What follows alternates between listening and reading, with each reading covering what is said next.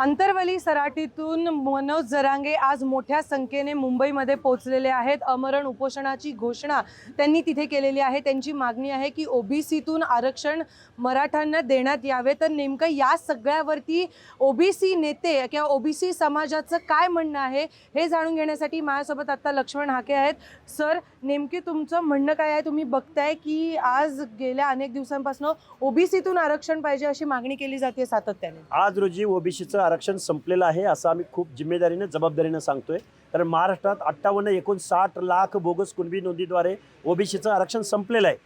त्यामुळं आता जे काही उरलंय सुरलंय ते अगदी शासनाच्या मानगुटीवर बसून घ्यायचं आणि मराठा पोलराईट करायचा, राजकारण करायचं, सत्ताधाऱ्यांना सत्तेवरनं खाली खेचायचं, हे जे स्क्रिप्ट आहे हे स्क्रिप्ट मनोज जरांगेंनी मुंबईला जातानाच त्यांनी ओपन केलेलं आहे। हा राजकीय अजेंडा आहे।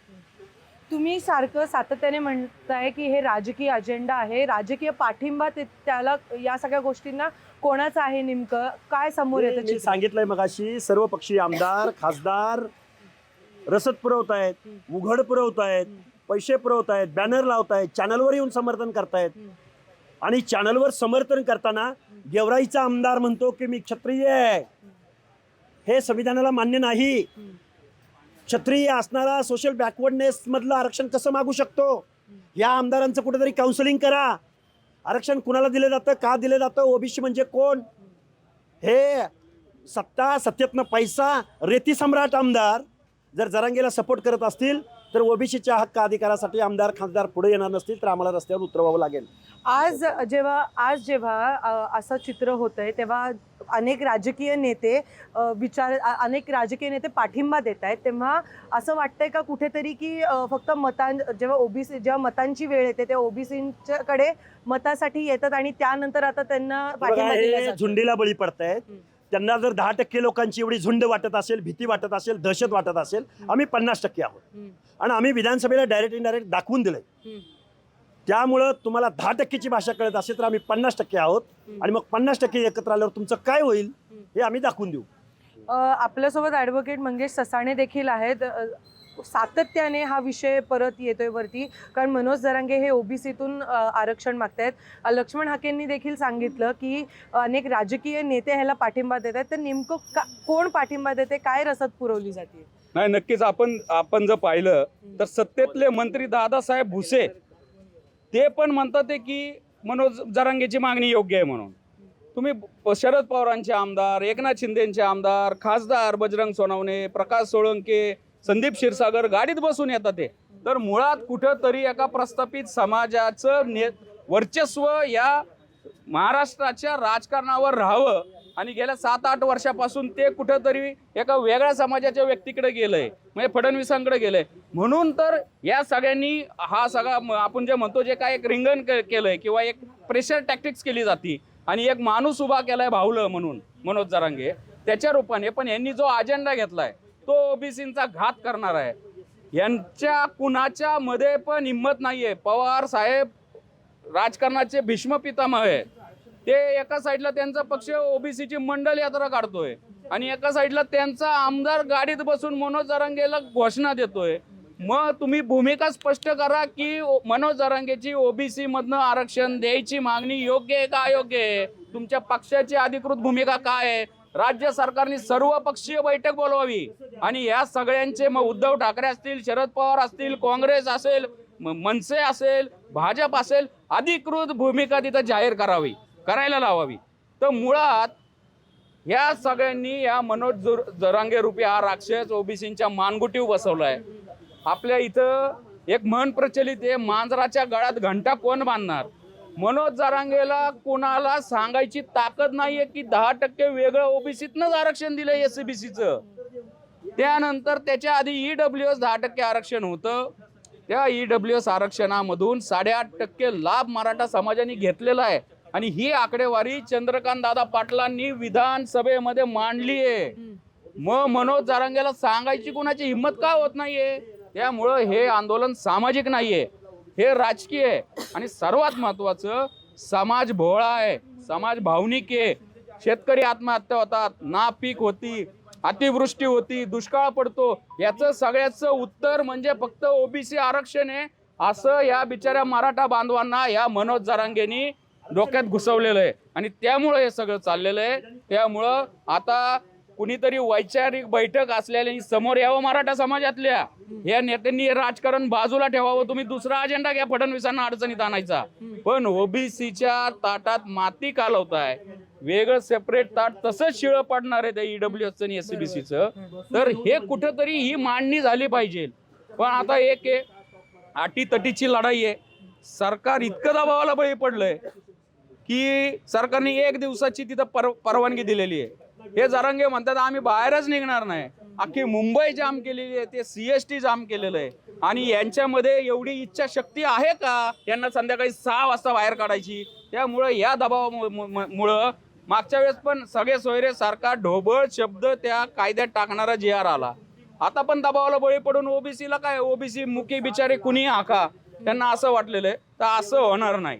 आम्ही ही लढाई शेवटपर्यंत लढू. आम्हाला बलिदान द्यायला लागलं तरी चालेल. बरं, या सगळ्यामध्ये मुख्यमंत्र्यांनी असं म्हणले की कोणाचंही नुकसान यामध्ये होणार नाहीये, त्याबद्दल तुमचं काय मत आहे? मुख्यमंत्र्यांनी ही जी भूमिका स्पष्ट केलेली आहे त्याचं खरंच आम्ही स्वागत करतो. आणि कुठंतरी आम्हाला आशावाद दिसतोय की बाकीचे सगळे सर्वपक्षीय नेते, विरोधातले सत्तेतले, हे फक्त झुंडीच्या याला बळी पडून आणि कुठंतरी एक राजकारणाचा भाग होता ते. पण फडणवीसांचंच कुठंतरी आपण जे म्हणतो की संविधानाची जी शपथ घेतलेली आहे त्याच्यावर कुठेतरी ते प्रामाणिक राहताना दिसतात ते. आणि आम्हाला आशा आहे, पण तरी पण आम्हाला कोणताही धोका नकोय. कारण की ही आता जी गर्दी आहे आणि शेवटी मॉबोक्रेसी असती आणि त्याला बळी पडून काही एखादा निर्णय झाला त्याला आम्हाला कोर्टामध्ये चॅलेंज करायला 6 महिने जातील. तोपर्यंत आमचं ओबीसीचं अख्खं आरक्षण संपून जाईल. त्यामुळं आम्ही आता तो धोका पत्करणार नाही. करो या मरोची परिस्थिती आहे, ठीक आहे. आमच्या काही मर्यादा आहेत, कारण आम्ही 450 जातीत विखुरलेलो आहेत. हातावर पोट असणारे काय आव्हान कराल ओबीसींना आव्हान करतो. अहो, जो समाज अडाणी माणसाच्या मागे उभं राहतोय, असंविधानिक मागणी त्याची मान्य करण्यासाठी तुम्ही त्याला साथ देतात ते. पण तुमचं बाबासाहेबांनी दिलेलं संविधानिक आरक्षण वाचवण्यासाठी तुम्ही जर आता रस्त्यावर नाही आले, तुम्ही जर आम्हाला साथ नाही दिली, तर आपल्याला पुढच्या पिढ्या माफ नाही करणार. आता नाही तर कधीच नाही. शेवटची घरघर ओबीसी आरक्षणाला लागलेली आहे. त्याच्यावर जर ठोका मारायला मनोज जरांगे आलेले आहेत. जर संपलं तर परत मग आम्हाला ह्या चळवळीत तुम्ही काही विचारू नका. शेवटी आम्ही पण हातबल आहे. आम्ही जेवढं भांडायचे तेवढं बांधतो. तुम्हाला आम्ही हात जोडून विनंती करतो, आता तरी रस्त्यावर या, आपल्या मुलांच्या भवितव्य वाचवण्यासाठी ह्या लढाईमध्ये सहभागी व्हा. एक शेवटचा प्रश्न की असं टीका केली जाते की ओबीसी समाज एकत्रित दिसत नाहीये. लक्ष्मण हाके असतील किंवा तुम्ही असाल, सातत्याने तुम्हीच आवाज उठवताय, पण बाकी कोण दिसत नाहीये किंवा ओबीसी समाज हा एकत्र आलेला दिसत नाहीये. तर त्यावरती आता तुम्ही मार्ग काय काढणार आहात? नाही, ओबीसी मागच्या 1.5 वर्षापूर्वी पण जेव्हा बीड जळलं, जेव्हा आमदारांची घरं जळली, याच नालायकांची घरं जळली, तेच आज मनोज जरांगेच्या तिथं मांडीला मांडी लावून बसतात ते. पण त्यासाठी मैदानात उतरले होते भुजबळ साहेब. अख्खा ओबीसी एक झाला होता. ओबीसीला पेटायला वेळ लागतो, पण आता शेवटची लढाई आहे. आणि आपण महाराष्ट्राने बघितलेलं एल्गार सभेच्या माध्यमातून तेवढ्याच ताकदीने ओबीसीनी हे गाव बंदी आहे, कुठं एसट्या फुटल्या, कुठं आमच्या नाभिक बांधवांची घरं झाली, दुकानं फोडली. ओबीसी 100% रस्त्यावर येईल. सगळ्यांच्या मनात धुसफूस आहे, पण कुठंतरी कुणीतरी इनिशिएटिव्ह घ्यायची एक हे असते आणि त्या दृष्टीने आम्ही आता पावलं उचलतोय. आम्ही 1 ते 2 दिवसामध्ये पुण्यामध्ये आता एक बैठक बोलवतोय आणि त्यातनं आम्ही ठरवू आता की आम्हाला आंदोलन करायचंय, उपोषण करायचंय का मुंबईकडे कूच करायचे. ते आम्ही सर्वानुमते, सर्वांच्या संमतीने, सर्वांच्या सल्ला घेऊन आम्ही ठरवू. भुजबळ साहेबांना अप्रोच होणार आहात यासाठी? नक्कीच. पहिल्यांदा आम्ही ग्राउंड लेवलवर सगळे आम्ही एक करू. या संदर्भामध्ये नक्कीच आमचे नेते भुजबळ साहेब असतील. भुजबळ साहेबांनी सांगितलेलं आहे संविधानिक अधिकार आहे, त्यांना करून द्या. पण ओबीसीला जर काय नख लागणार असेल तर आम्ही शांत नाही बसणार. आणि भुजबळ साहेबांनी याच्या आधी सत्तेत असताना पण एल्गार केलेला आहे. त्यामुळे भुजबळ साहेब नक्कीच आमच्या सगळ्यांचं नेतृत्व करतील आणि ही लढाई आम्ही टिट फॉर टॅट, जशाच तसं तेवढ्याच ताकदीने आम्ही परतून लावू. आम्हाला कुणाचा विरोध नाही आहे, पण जर आमच्या आरक्षणावर घाला येतोय तर आम्ही तर शांत बसणार नाही. आम्ही संविधानिक मार्गाने जशाच तशी लढाई लढू.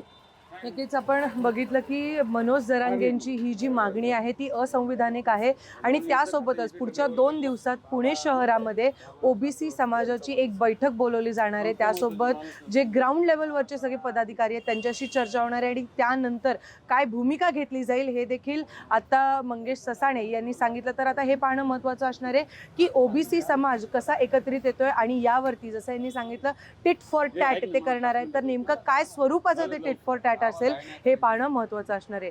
NDTV मराठीसाठी रेवती हिंगवे, पुणे.